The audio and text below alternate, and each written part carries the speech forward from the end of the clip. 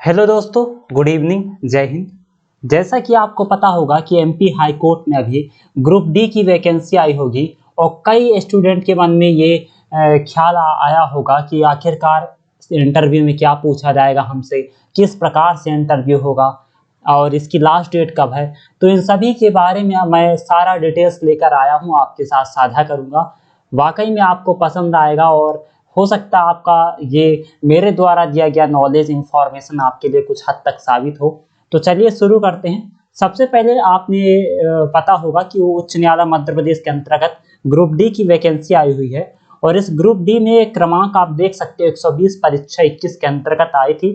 26/10/2021 को वैकेंसी आई और कौन कौन सी वैकेंसी है? वाहन चालक है, भृत्य है, चौकीदार है, जल सेवक है, माली है, स्वीपर है ना। ऑनलाइन आवेदन करने की जो प्रारंभ तिथि थी वो 9 नवंबर को स्टार्ट हो चुकी है 12 बजे से और इसकी जो अंतिम तिथि है 24 नवंबर है ना। 24 नवंबर इसकी अंतिम तिथि है और साक्षात्कार का जो इंटरव्यू का दिनांक है वो बाद में अधिसूचित किया जाएगा। आपको एडमिट कार्ड के द्वारा सारा कुछ डिटेल्स दिया जाएगा। अब इसमें आप देख सकते हैं कि जो इच्छुक उम्मीदवार होंगे उनको वाहन चालक, भृत्य, चौकीदार, जल सेवक, जल वाहक, माली, स्वीपर में से केवल एक पद के लिए एक ही जिले में भर्ती करने के लिए आवेदन करना हो सकता है। हाँ, ये ध्यान रखिएगा आप कि अगर कोई वैकेंसी फिल कर रहा है, ठीक है, तो ये गलती आप मत करिएगा कि 4 वैकेंसी दी हुई हैं और चारों में आप फिल कर दो। ऐसी गलती आप मत करिएगा। अगर मान लो आपने वाहन को सेलेक्ट किया है तो आप ओनली वाहन के लिए अप्लाई कर सकते हो, ना कि भृत्य और जल सेवक या माली के लिए। तो इस बात को आप ध्यान रखिएगा कि फॉर्म फिल करते समय ये गलती मत कीजिए, ठीक है। एक से अधिक आवेदन नहीं करना है, नहीं तो आपका आवेदन निरस्त हो सकता है। यहाँ साफ तौर पर नोटिफिकेशन में लिखा गया है, अभ्यर्थियों का मध्य प्रदेश राज्य के रोजगार कार्यालय में जीवन पंजीयन होना आवश्यक है, पंजीयन होना आवश्यक है ना। इस चीज को आप ध्यान रखिएगा और आगे बढ़ते हैं। और इसमें देख सकते हैं कि 2 पदनाम वेतन जो मान हड़ताएं आखिरकार किस प्रकार से है। तो देखो, यहाँ है कलेक्टर रेट में दिया हुआ है ना। यहाँ पर कलेक्टर रेट में दिया हुआ है। आकस्मिक निधि से वेतनभोगी कर्मचारी कलेक्टर रेट में वाहन चालक प्रवर्ग इसके अंतर्गत आएंगे और इसके लिए न्यूनतम शैक्षणिक अर्हता क्या है, इस बात को आप ध्यान रखिएगा कि लाइट मोड है ना। 2 टाइप्स के ड्राइविंग लाइसेंस आती है, एक हाई होती है, एक लाइट होती है। अगर आपके पास लाइट मोटर व्हीकल का लाइसेंस है तो आप इसके लिए अप्लाई कर सकते हो और खास तौर पर आपको 10th है ना, 10th पास होना अनिवार्य है, 10वीं कक्षा से पास होना अनिवार्य है। शासन प्राप्त किसी भी मध्य प्रदेश या भारत के उत्तीर्ण जो भी बोर्ड संस्था होगी उससे 10वीं पास होना उत्तीर्ण होना अनिवार्य है।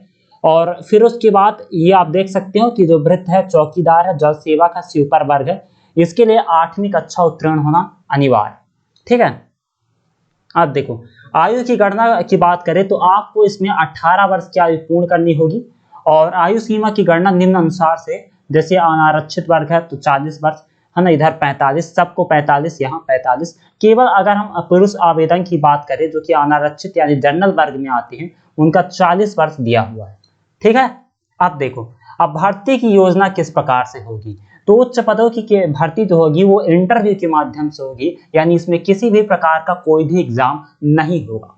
साक्षात्कार हेतु अभ्यर्थियों को निर्धारित तिथि व समय तक साक्षात्कार समिति के समक्ष उपस्थित होना अनिवार्य होगा और साक्षात्कार अंक ध्यान रखिएगा 30 अंक का होगा और साक्षात्कार इंटरव्यू जो दिवस होगा, अभ्यर्थियों को अपने साथ निम्नलिखित दस्तावेज लाना होगा। अब इस चीज को आप पढ़ कर जाइएगा, यहाँ गलती मत कीजिएगा। तो क्या क्या होना चाहिए? सबसे पहले आयकारी या समस्त प्रमाण पत्रों जिसका उल्लेख जो आपने ऑनलाइन आवेदन में किया गया है, ओरिजिनल प्रति ले जाना अनिवार्य है ना। साथ तौर पर फोटो कॉपी ले जाना अनिवार्य और आपका पहचान पत्र जो भी आप रखे हो, Aadhaar card, PAN card, voter ID, जो भी आप ले जा सकते हो वहां पर। स्वयं की 2 पासपोर्ट साइज फोटो होना अनिवार्य है और वहां पर आपको जब ऑनलाइन फॉर्म भरोगे तो वो अपलोड किया जाएगा और वही आपको वहां इंटरव्यू में, साक्षात्कार में वही फोटो ले जाना अनिवार्य है। क्लियर यहाँ तक?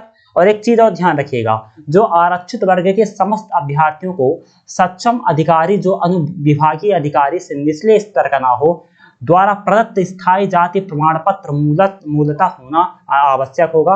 अन्य किसी राज्य में जारी किया गया प्रमाण पत्र मान्य नहीं होगा, इस बात को ध्यान रखिएगा, ठीक है। अब यहाँ पर बात करते हैं कि आखिरकार साक्षात्कार किस प्रकार से होगा।